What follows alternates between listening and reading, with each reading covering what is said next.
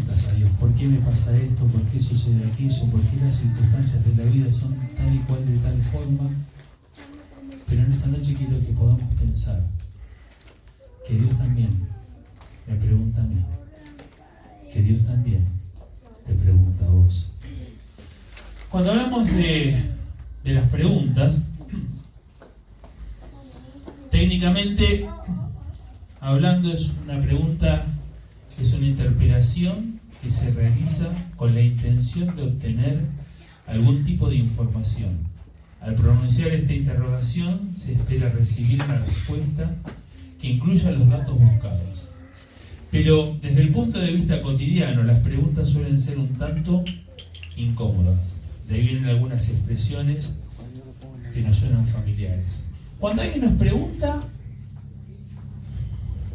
no es del todo cómodo. Porque nosotros pensamos, ¿qué quiere que le responda? ¿No? ¿Qué quiere que le responda? Y nosotros decimos, la respuesta es tal. Hay veces que nos pasa, hay varios que seguramente están estudiando, ¿qué querrá que le responda? Porque yo sé la respuesta, o yo considero que sé la respuesta, pero no sé si él quiere que yo le responda a esto, cuando hablamos con un profesor, de una profesora, un maestro, una maestra, ¿no? Cuando hablamos de un jefe, en el trabajo, y yo no sé si quieren que le responda. Yo trabajo en el área comercial de una empresa, y la empresa siempre quiere que le digamos que todo está perfecto. Y la realidad es que no todo está perfecto. Si estuviese perfecto no nos estarían preguntando cómo está el mercado. Pero pareciera que los jefes no quieren escuchar la realidad. Quieren escuchar que todo está bien, que no hay ningún problema. Entonces, hay preguntas que muchas veces, no me llenes de preguntas, ¿no? Ahí vemos una pareja y dice, no me llenes de preguntas. Pareciera como que hay algo que no se quiere responder, hay algo que no se quiere dar a conocer. No me preguntes sobre todo lo que hago, parece decirle la hija al padre, ¿no? Siempre me estás preguntando de todo lo que hago. Y hay preguntas que son incómodas, y hay preguntas que quizás nos suenan familiares a cada uno de nosotros. No se admiten más preguntas. Cuando hay alguien, si está el técnico de Boca o el presidente de Boca, no se admiten más preguntas. Cambiemos de tema urgente, ¿no? Pero hay veces que las preguntas son incómodas. Y uno dice, no me hagas más preguntas, por favor. Cuando nuestros padres nos empiezan a preguntar, ¿y estudiaste? Y estudié. No me hagas más preguntas, pareciera que fuese nuestra necesidad. La realidad es que la pregunta, lo tengo aquí anotado, la realidad es que las preguntas adquieren su verdadera dimensión cuando se combina el tenor de la misma con la persona que la realiza, quien resulta ser el interrogado y las circunstancias reinantes. Claro, hay preguntas que cambian de tono de acuerdo a las circunstancias. Hay preguntas que cambian de tono de acuerdo a quién hace la pregunta o a quién es el receptor. No todas las preguntas son iguales. Pero en esta noche vamos a hablar de preguntas de Dios. ¿Qué pasa cuando un jefe pregunta, cuando un profesor pregunta, decíamos? Pero como decíamos, vamos a hablar de preguntas de Dios. ¿Qué sentimos? ¿Cómo nos impacta? ¿Qué respondemos cuando el que pregunta es Dios?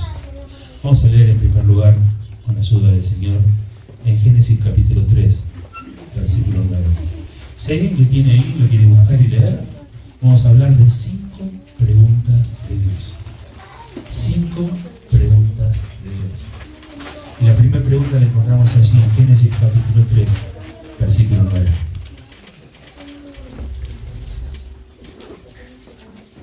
Mas Jehová Dios llamó al hombre y le dijo, ¿dónde estás tú? Mas Jehová Dios llamó al hombre y le dijo, ¿dónde estás tú? ¿Quién sabe la respuesta? ¿Dónde estaba el hombre? ¿En dónde? En el huerto del Edén. No se había ido a ningún otro lugar. Pero la pregunta de Dios es más profunda. Por eso decimos que hay veces que escuchamos preguntas y decimos, ¿pero qué quiere que responda? Si alguno hubiese aquí que está distraído, ¿no? Le decimos, ¿dónde estás? Y estoy acá en la iglesia, en Montevideo, y la otra es Primero de Agosto. No estás acá, estás en otro lado. Te cambiaron la cara que estás en otro lado. La respuesta que esperaba Dios de Adán no era: estoy en el huerto del Edén, en la esquina a la vuelta. No. ¿Dónde estás tú? Que hasta hace unos días, o un momento, o una mañana hablábamos. Que hasta unos momentos me decías: che, mirá, la jirafa porque salta le puse jirafa. Y al rinoceronte porque es grandote le puse rinoceronte. Y a esa que me trajiste le puse Eva. Es hermosa. Y me contabas lo que le ibas poniendo en los animales, y me contabas y me decías. Y había una buena relación, y hablábamos a la mañana y hablábamos a la tarde. La pregunta de Dios no es si estás en Edén o no estás en Edén. ¿Dónde está tu corazón que ahora te estás escondiendo? ¿Dónde está tu corazón que ahora tomaste la decisión de apartarte de mí? La pregunta de Dios es: ¿dónde estás tú? Y la pregunta que hoy Dios nos hace es: ¿dónde estás tú? Y no es la respuesta a Montevideo el 1 de agosto. Es: ¿dónde estás? Es donde estuviste.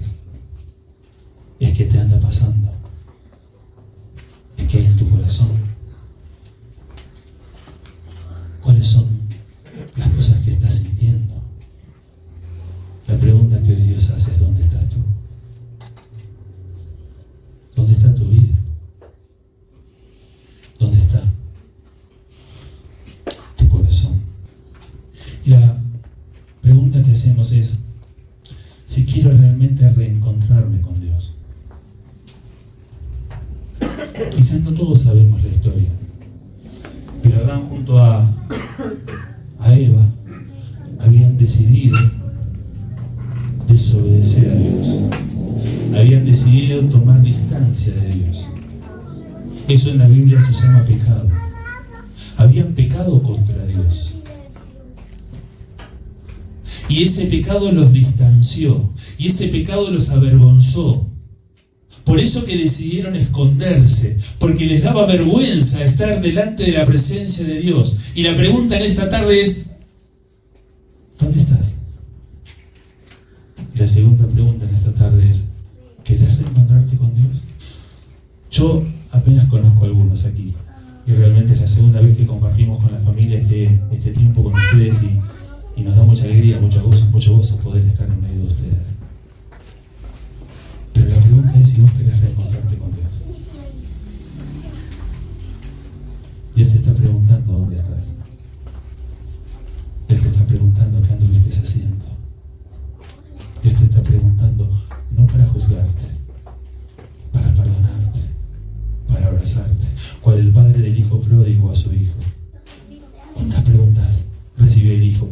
¿Dónde estuviste? ¿En qué gastaste el dinero? ¿Qué estuviste haciendo? Ninguna. Solo recibió el calzado, el anillo y el vestido. Un abrazo y una gran fiesta. Mi hijo, que estaba perdido, es hallado. Querido, querida, si en esta tarde estás lejos de Dios. Querido, querida, si en esta tarde tus pasos te han ido llevando a un camino distante de Dios. Si la vergüenza del pecado te hace hasta intentar esconderte de Dios. Dios te está buscando. Dios quiere un reencuentro contigo. Dios quiere una nueva relación, una íntima relación contigo. Dijimos que había 5 preguntas, vamos a la segunda. ¿Quién quiere leer Jonás 4:4? Jonás 4:4. ¿Alguien lo tiene? Yo los aprendí como versitos, Jehová le dijo: ¿haces tú bien en enojarte tanto? Haces tú bien. Les iba a decir, los aprendí como versitos los profetas menores. O sea, Joel, Amós, Adías, Jonás, Miqueas, y así los aprendí. ¿Haces bien tú en enojarte tanto? Se enojó Jonás. Jonás era un hombre fiel a Dios. Tan fiel era que Dios le dio un mensaje sublime, maravilloso, un mensaje que podía salvar almas. Y le dijo: andá y lleva este mensaje de bendición, de salvación a la ciudad de Nínive. ¿Cómo Nínive? ¿Cuál es el problema? Dijo Dios. Es que los de Nínive son enemigos nuestros. ¿Cómo le voy a llevar un mensaje de bendición, un mensaje de paz, un mensaje de salvación? Y Dios le dijo: andá para allá, y Jonás fue para el otro lado. Tremenda la decisión de Jonás. Dios le dijo: hace esto, y Jonás dijo: no lo voy a hacer. Le fue muy mal. le fue muy mal. Terminó náufrago en el mar hasta que un gran pez se lo ingirió y estuvo allí en el vientre del gran pez. Y desde allí clamó a Dios. Y Dios lo oyó. ¿Y qué hizo? Apareció en Nínive. ¿Y qué hizo Jonás? Ya había aprendido. A medias. ¿Por qué? Porque fue y predicó en Nínive. Dio el mensaje que Dios le había dicho que tenía que dar. ¿Y qué sucedió? Lo que él suponía que iba a pasar. Las personas, ante la urgencia del llamado, iban a reaccionar y en lugar de ser condenados por Dios, iban a ser salvos por Dios. Y ahí se enojó Jonás. Y Jonás le dice a Dios: viste que yo sabía lo que iba a pasar, que vos sos tan bueno y perdonás a las personas. ¿Y cuál es el problema? Es que esas personas nos odiaban. ¿Y cuál es el problema? Ahora no los odian más porque ahora miran como Dios mira. ¿Tanto te vas a enojar, Jonás? ¿Y cuántas veces nos enojamos en nuestra vida? Porque Dios no hace como nosotros pensamos que Él tendría que hacer. Era de alguna manera lo que también se cuestionaba Job, que hablábamos al principio. ¿Por qué las cosas no son como yo creo que deberían ser? Dice las palabras de Dios: ¿acaso el vaso de barro le va a decir al alfarero cómo se tienen que hacer las cosas? Sería una locura, ¿no?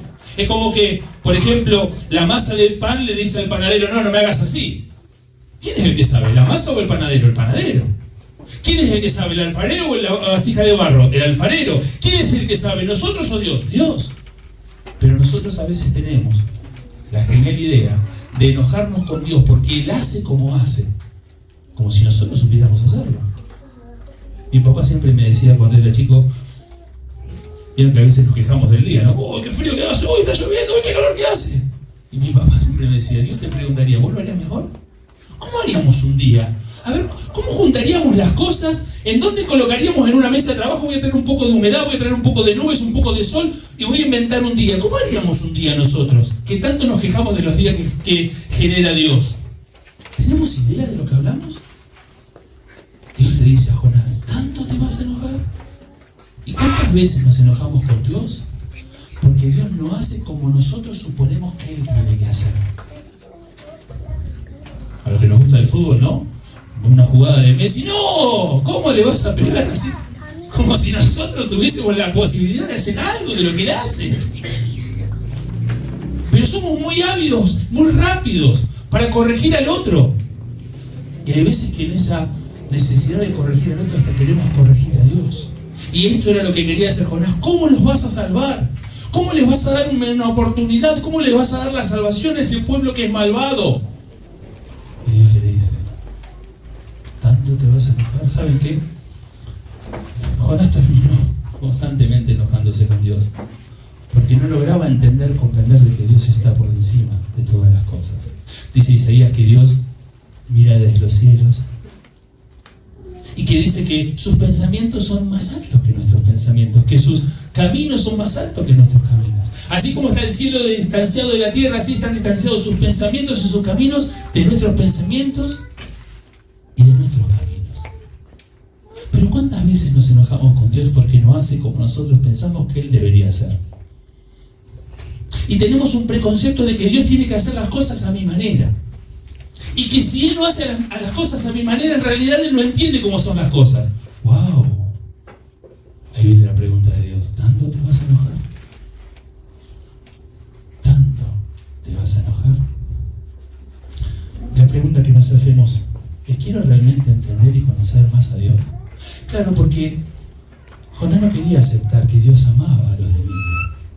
Pero no solamente ama a los de Nínive, sino que nos ama a cada uno de nosotros. Cristo en la cruz del Calvario murió por amor a todos, por amor a cada uno de nosotros. Y yo cuando era chico y veía esas películas que nos mostraban la historia de Jesús, y cuando llegaba el momento de la cruz me entristecía mucho. ¡Qué injusto! Y sigue siendo injusto. Pero no entendía que era parte del amor de Dios. Era lo que le pasaba a Pedro. No, yo voy a ir yo a la cruz.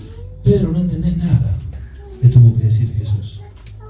no estás entendiendo. Y yo no entendí, y Jonás no entendía. La pregunta es si vos entendés cuáles son los planes de Dios. Porque es fácil decir, Dios, estoy enojado porque haces las cosas a tu manera y no las haces como yo quiero. ¿Tanto te vas a enojar? ¿Y si te desafías a entender a Dios? ¿Y si te desafías a vos mismo a conocer a Dios? ¿Y si te desafías a vos mismo a tratar de pensar como Dios piensa? Te vas a dar cuenta, como dice Jeremías, que sus pensamientos son buenos, que sus pensamientos son de paz, que sus pensamientos son para darnos el bien que tanto deseamos. Tercera pregunta, 1 Samuel 16:1. ¿Hasta cuándo llorarás a Saúl? Es una parte de la historia maravillosa, con muchos matices del pueblo de Israel. Cuando Israel desechó el consejo de Dios que venía de parte de los jueces, Samuel, el último juez, el primero de los profetas, de alguna manera se queja delante de Dios: el pueblo ya no me quiere escuchar, ya no te quieren escuchar a vos, quieren un rey. No te preocupes, Samuel, no te desecharon a ti, me desecharon a mí. Dales un rey. Bueno. Y fueron y buscaron un rey. Claro, el pueblo quería parecerse a los otros pueblos. Si bien Dios le había dicho que ellos tenían que vivir de una manera apartada, en santidad delante de Dios, ellos lo que querían era parecerse a los otros pueblos. Y eligieron a Saúl. Y Saúl era alto, y era hermoso, y era fortachón. Era un señor rey. Ahora vos le decías a Saúl, hacé esto, y no les haría nada bien, porque no buscaba la voluntad de Dios. Buscaba su propia gloria. Y Dios le tuvo paciencia, como nos tiene paciencia a cada uno de nosotros. Hasta que un día, la maldad de Saúl llegó al punto que Dios lo desechó. Pero no lo desechó sin un plan. Lo desechó porque tenía un plan, su plan. Tenía preparado al hijo de Isaí, a David, para que fuese el rey. Y no solo el rey, el gran rey de Israel. Un varón conforme al corazón de Dios. Pero Dios lo sabía. Samuel no lo sabía. Entonces, cuando Dios desecha a Saúl, rompe en llanto Samuel. Y Dios le pregunta: ¿hasta cuándo vas a llorar? Claro, él como líder espiritual del pueblo tenía puestas en Saúl todas las esperanzas. Él como líder espiritual del pueblo tenía puestas las esperanzas, y ahora se veía como que el pueblo y él habían fracasado. Pero sus esperanzas, como la del pueblo, estaban puestas en la manera de ser, en la personalidad, aún en el físico de Saúl, pero no en un hombre que buscara a Dios. Dios le reclamó a Saúl diciendo: ¿qué quiero yo? ¿Los sacrificios o la obediencia? Pareciera que en el corazón de Saúl no había respuesta. Es que Dios busca la obediencia. Y en David encontramos un hombre que se equivocó muchas veces y de graves maneras. Pero la Biblia dice de David: un hombre conforme a mi corazón, porque cada vez que se equivocó, cada vez encontró el espacio para arrepentirse y para pedir perdón y para restaurar su relación, su comunión con Dios. Pero en el mientras tanto, ¿qué pasaba con aquel hombre, con aquel anciano líder del pueblo? El pueblo se quedó sin rey. Dios desechó al rey y ahora se entró en una crisis de llanto. Y leemos el versículo 2. Dios tenía un plan. Dios tenía un plan. El problema es que Samuel no conocía el plan de Dios. ¿Cuántas veces lloramos? ¿Cuántas veces derramamos lágrimas? ¿Cuántas veces sufrimos por no conocer los planes de Dios? Muchas veces Dios permite situaciones difíciles en nuestras vidas. Pero Dios realmente sabe de qué cosas tenemos necesidad. Y Él está constantemente pensando en nuestro bien. O sea que cuando Dios permite algo en nuestra vida, dice Pablo a los Romanos, todas esas cosas nos ayudan a bien. Nos ayudan a que se genere, se produzca en cada uno de nosotros el propósito de Dios.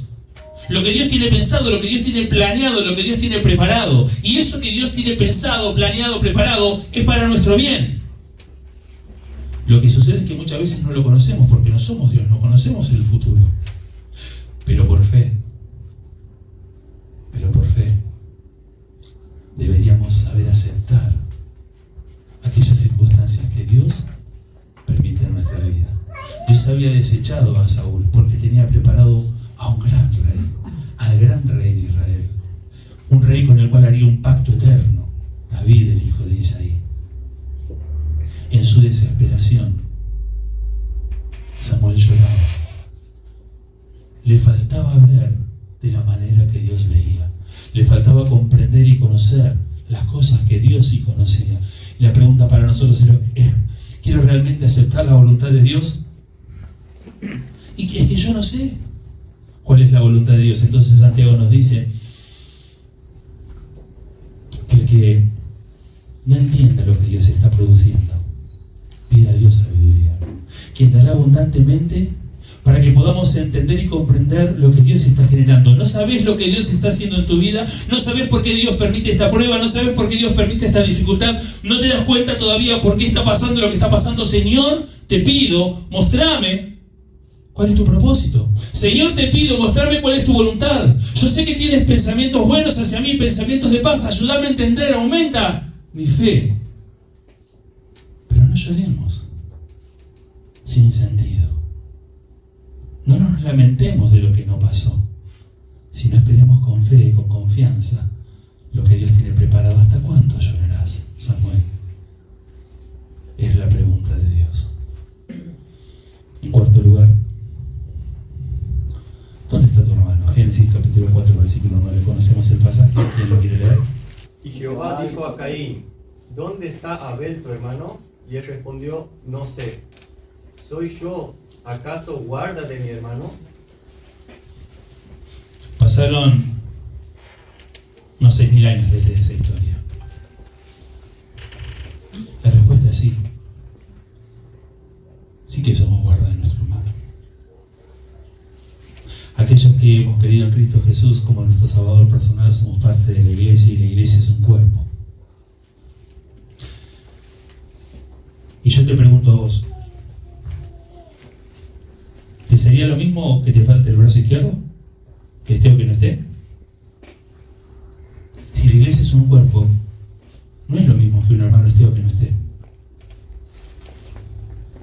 Dice Pablo también que la iglesia es un edificio. ¿Hay alguien de la construcción? Ahí está, muy bien. ¿Hay alguien de la construcción? Sí. ¿Qué te parece si sacamos todas las paredes? Se cae todo. ¿Entonces hace falta que estén las paredes? ¿Hace falta que estén?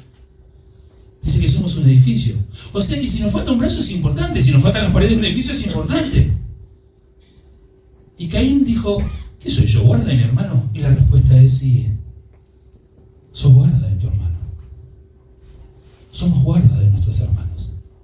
Cuando Pablo habla a Timoteo, compara a la iglesia también como un cuerpo de un ejército, ¿no? Claro, las batallas de hoy en día son bastante extrañas, ¿no? 2.000, 3.000 kilómetros, te tira un botoncito con un botoncito, ¡pum! A los 20 minutos, a 3.000 kilómetros vuela algo. Antes son las que vemos en las películas, ¿no? Esas películas de épica, cuerpo a cuerpo, ¿no? Y cada ejército tenía su estrategia. Pero la realidad es que la base de todas las estrategias es el estar uno pegado al otro. Porque ahí no se puede meter el enemigo. Y si nosotros nos ponemos en fila y vamos avanzando con nuestra lanza, como era en la antigüedad, o con nuestra espada, y si estamos todos juntos es una cosa. Pero si somos 5 o 6 y el del medio no está, ahí se complica. Es como tirar un tiro libre cuando te abren la barrera. Cuando falta ese, se mete el enemigo. Entonces, ¿cómo que no es importante dónde está mi hermano? Cuando venimos a la casa de Dios y Juancito no viene, ¿sí, Juancito? Problema, Juancito. Que se arregle Juancito. No. ¿No te das cuenta que si Juancito no está, el que corre peligro sos vos? Porque la bendición que Juancito tiene que dar a la iglesia no la está brindando. Él tristemente se está perdiendo la bendición que la iglesia le da a él. Pero la parte de él que nos bendice a nosotros no la estamos recibiendo. Y estamos en riesgo porque Juancito no está. No es lo mismo que esté en nuestro hermano que en nuestro hermano no esté. ¿Dónde está tu hermano? Sí que somos guardas de nuestros hermanos. ¿Quiero realmente amar como Dios ama? Dice que cuando le preguntaron al Señor sobre el amor, sobre el gran mandamiento. El Señor citó: ama a Dios y ama a tu hermano como a ti mismo. Cuando vamos a la escuela nos enseñan el yo, tú, él, ¿no? ¿Se acuerdan? Bueno, es totalmente al revés. Primero él, después tú y último yo. Primero él, después tú y último yo. Así es como refleja a Dios el verdadero amor. ¿Cuánto amamos a nuestros hermanos? ¿Los amamos como a nosotros mismos? ¿Nos da lo mismo que estén o que no estén? ¿Nos da lo mismo que crezcan o que no crezcan? ¿Que maduren o que no maduren? ¿Cuánto nos lamentamos en los cultos de oración cuando decimos: sí, Juancito se apartó, como Demas, ¿no? Amando más el mundo. ¡Ay, qué raro! Lo veíamos acá. Nos acercamos a Juancito, le preguntábamos a Juancito cómo estaba, le preguntábamos a Juancito cómo iban sus cosas, su trabajo, la relación familiar. ¿O no nos importaba? ¿Nos amamos como Dios quiere que nos amemos? ¿O respondemos lo de Caín? ¿Qué sé yo dónde está mi hermano? Sí que somos guardas de nuestros hermanos. Sí que somos guardas de nuestros hermanos. Quinta pregunta, Éxodo capítulo 2, ¿qué tienes en tu mano? Jehová, ¿qué es eso que tienes en tu mano? La pregunta le hace Dios a Moisés. Dios desde el capítulo 3 está llamando a Moisés. Se le hizo difícil Moisés. Hay algunos que Dios llama y Samuel dijo: heme aquí, envíame a mí. Pablo, si bien era perseguidor de la iglesia y asesino de cristianos, le dijo: Señor, ¿qué quieres que haga? Moisés se resistió, decían los de antes, como gato panza arriba. No quería saber nada. Pero que soy tartamudo, es que no sé hablar, es que no me van a escuchar, es que no me van a creer, es que tengo COVID, tengo Alzheimer. De todo, dijo Moisés. Se le ocurrieron todas las excusas. Se me murió la abuela y el gato, todo. Y Dios seguía, y Dios seguía, y Dios lo seguía invitando a que haga una obra extraordinaria, libertar a su pueblo, más o menos 3 millones de personas. Los tenía que sacar del imperio. Para eso el imperio se tenía que doblegar, y lo iba a hacer a través de Moisés. Llevarlos por el desierto a la tierra prometida. Hay una parte que no fue culpa de Moisés, fue culpa del pueblo, por eso dieron vuelta 40 años. Es la historia siguiente. La de este versículo es cuando Moisés no quería obedecer a Dios. Se sentía incapacitado, se sentía sin fuerzas, se sentía sin autoridad, se sentía la nada misma. Pero él creía, entendía que lo tenía que hacer en sus fuerzas. Y Dios le mostró que todo lo que iba a realizar lo iba a hacer a través del poder de Dios. ¿Qué tienes en tu mano? Y Moisés le dijo: tengo una vara, y le echó la vara y la vara se convirtió en serpiente. Y dice que Moisés subía de su propia vara. Y Dios le dijo cómo tenía que agarrarla, y en su mano se volvió de serpiente a vara. Y es la vara con la que Moisés hizo los grandes prodigios, los grandes milagros, las plagas en medio de Egipto. Apoyó la vara al costado del Mar Rojo y abrió el Mar Rojo. Golpeó la roca con la vara, cosa que le costó caro, pero le salió agua. Dios le demostró con esa simple vara de que no era en su poder, de que no era a través de sus fuerzas, que no era a través de su capacidad, de su título terciario, de su carrera, de sus condiciones físicas. No es a través de eso. Es a través de tu humildad y mi poder. Y Dios obra así. No necesita Dios nuestros títulos, no necesita nuestro dinero, no necesita nuestras capacidades, necesita nuestra humildad. Y en nuestra humildad y en nuestra aún debilidad es donde Dios se glorifica. ¿Qué tienes en tu mano? ¿Qué tienes para que Dios pueda demostrar su poder? Y ahora sí, mencionamos aquello que dijimos, pero es en el poder de Dios, no en nuestra capacidad. Pero Dios es el mismo que nos capacita con dones espirituales, el que también cuando nacimos nos dio talentos naturales. Y es a través de esos talentos y de esos dones que Dios nos quiere utilizar para su gloria. ¿Qué tenés en tu mano? No, pero yo soy muy tímido. ¿Qué tenés en tu mano? No, pero yo me avergüenzo. ¿Qué tenés en tu mano? No, yo ya estoy grande. ¿Qué tenés en tu mano? Soy muy joven. ¿Qué tenés en tu mano? Dios te quiere utilizar. Dios te quiere utilizar para su gloria. Dios te quiere utilizar para que llegues a otros con el mensaje de salvación. Pero yo no sé hacer nada. Eso creía Moisés. Y si vos revisás las constituciones y las leyes universales, aquel decálogo que Dios trajo a través de Moisés es la base. Mirá cómo trascendió un hombre que creía de sí que no servía para nada. Creía de sí, hasta le llegó a decir a Dios: ¿por qué no te fijas bien? Porque no soy yo. Creía de sí que no servía, pero Dios lo había escogido para grandes cosas. ¿Para qué cosas te escogió Dios? No, ni idea. ¿Sabés qué dice la Biblia? Que Dios preparó obras de antemano para que vos y yo andemos en ellas. Dios tiene un plan preparado para tu vida. Un plan para que puedas, alineado a su voluntad, poner en práctica, en ejercicio, en sujeción a Él tus dones, tus talentos y ser de bendición para tu vida, para tu familia, para la iglesia, para el mundo. Ser de bendición. Eso es lo que Dios quiere y lo tiene pensado. Solo necesita que vos te rindas en humildad a Él, que lo dejes actuar y que pongas todo lo que tenés en tus manos a su disposición. Son las 5 preguntas que pude pensar y tratar de compartir con ustedes, pero realmente dice: ¿quiero realmente ser un instrumento útil para Dios? ¿Quiero realmente poner lo que Dios me dio a su servicio? ¿Quiero realmente poner lo que Dios me dio para su honra y gloria? ¿Quiero realmente ser un instrumento útil en las manos de Dios? El apóstol Pablo, cuando Ananías no lo quería ir a visitar, primero se resiste. Claro, Pablo era un asesino de cristianos, le dice: no, anda. ¿Por qué? Porque instrumento útil me es este, para llegar a gentiles, judíos y a los reyes de esta tierra. Instrumento escogido me es este. ¿Quién? Un asesino. Un asesino. Pero que Dios transformó. Yo no sé cómo está hoy tu corazón, pero Dios te quiere transformar para ser un instrumento útil. Decía que eran las 5 preguntas que había pensado, pero hay una pregunta que Dios está haciendo desde hace más de 2000 años a toda la humanidad en forma individual. Hoy te la realiza vos. ¿Qué vas a hacer con Jesús? ¿Qué vas a hacer con Jesús? Jesús es el Dios encarnado. Jesús es el eterno Dios que un día desde los cielos vio tu necesidad y la mía. Vio tu pecado y el mío. Y vio que ese pecado a vos y a mí nos condenaba, justa y eternamente.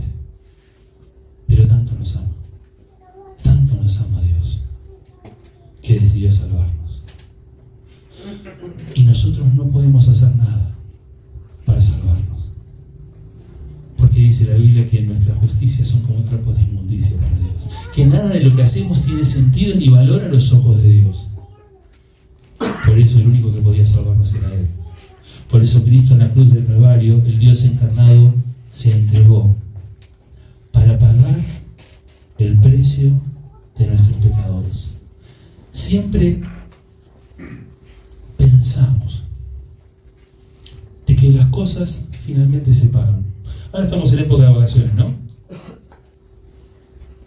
A algunos se le ocurriría ir, vamos por ejemplo, en el sur hace mucho frío, está lindo para esquiar todo, pero vamos al norte, vamos a las cataratas. Un hotel 5 estrellas en la catarata, no sé cuánto puede llegar a valer, pero debe estar sus buenos mangos la noche. Vamos 5 noches, un par de excursiones, comida, media pensión, después vamos. El último día, buenas noches, buenas tardes, muy lindo todo, muchas gracias. No, venga para acá, señor Pariari.